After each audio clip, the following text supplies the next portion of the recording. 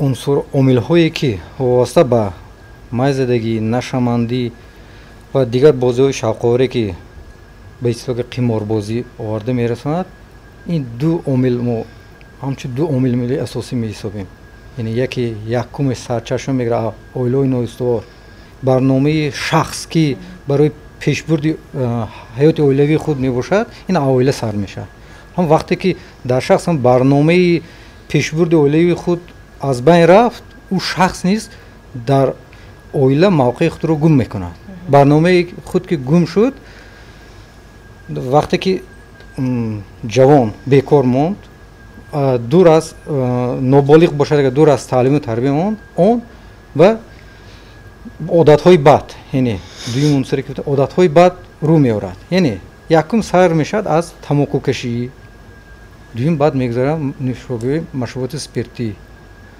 اینو آورده میرساند وقتی که اگر محیط اویله خوب باشه، لیکن محیطی که در اون جامعه که در اون و مثال بیارم دوستانی همون جوانی که با او در نزدیک هستند، اگر شخصانی که نشامند یا دیگر بدکردار باشند، اون رو نیز میتواند به طرفی خود جلب کنند. اکنون نگاه کنید، همین جوانان در آینده مثلا دست به جنایت زدنشون از احتمال دور نیست؟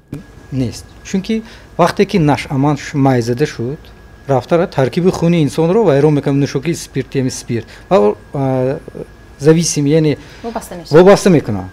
وقتی که بعد که نشامند شد بعد oysa نوبسته هزار دارویی که داشته باشد هم او از دست میدهد.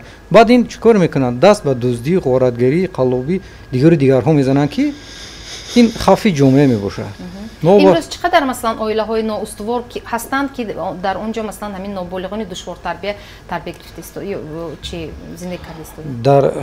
در عموم در حدود ولایت 639 عدد اویله نااستوار موجودند که نسبت همه آنها مثل پرونده نظارتی که آنها زیر نظارت قرار دارند که اگر در آن محیط اویله‌ای که نابالغانی که دشوار تربیت هستند و دشوار تربیت میشن، آنها به مکتب‌های مخصوص تربیوی جلب کرده میشوند و پدر و مادر آنها نیز در علایده کاربری کرده میشن، زیر نظارت گرفته میشود. این باز بعد همین نشامندی مایزدگی آورده میرساند به قماربازی. یعنی آنها میخواهند که با راه آسان صاحب مبلغ مفت شوند یا با راه صادر نموده جنایت که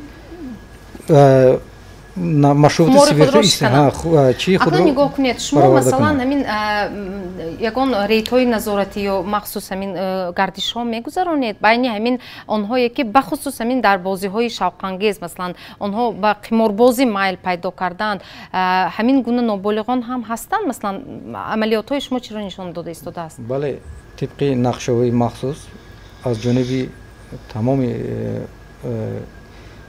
مقامات کاری داخلی ولایت ریدهای مخصوص گذرانده میشد در جاهای مرکزهای بوکمیکری، مرکزهای دلخوشی که به واسطه آنها جاهای آسیب پذیر میباشند که در آنجا جوانان و نابالغان که تشریف آنها در اینجا تشریف نابالغان و جوانان تا 20 سال من است آنجا حاضر میشه.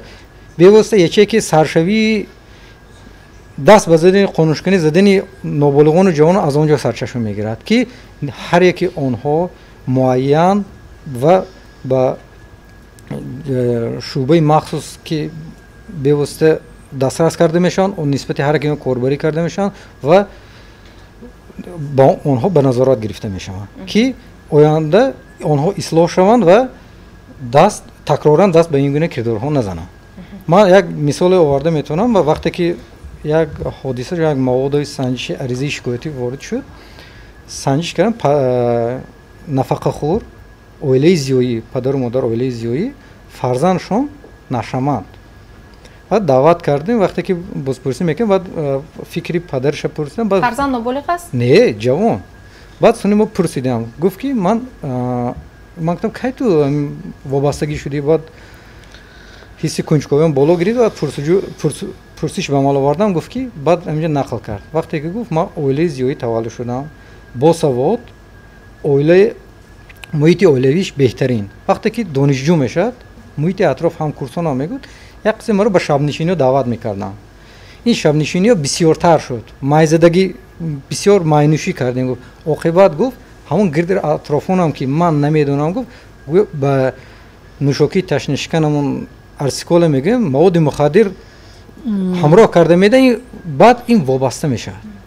بعد همون حالتی که ما سنجش کردیم، همون فرزند پدری خود را مورد لطیکوب قرار داده بود. پدر گریه کنان ما زوری میکرد که نسبت این قرار قانونی قبول کنید که بعد دیگر در اویله ما رو اذیت ندید، که با قرار سود محکوم گردید اینجا.